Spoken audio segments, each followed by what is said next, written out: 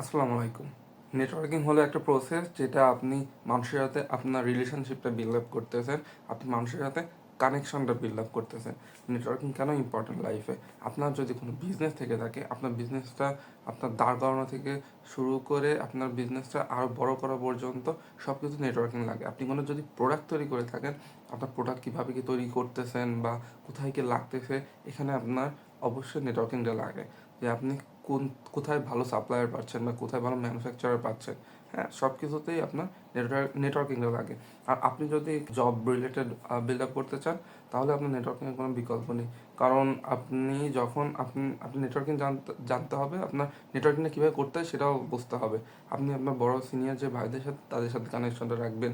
তারা কোন ভালো ভালো জবে আছে, ভালো ভালো প্রতিষ্ঠানে আছে, আপনি আপনি তাদের সাথে সম্পর্কটা রাখবেন, তাদের সাথে সম্পর্কটা তৈরি করবেন। তাদেরই রেকমেন্ডে অনেক সময় আপনার জবটা হয়ে যাবে। সো আসলে নেটওয়ার্কিং কোনো বিকল্প নেই। আর নেটওয়ার্কিংয়ে আরও সামনে আরও ভিডিও আসবে। Stay tune. আসসালামু আলাইকুম।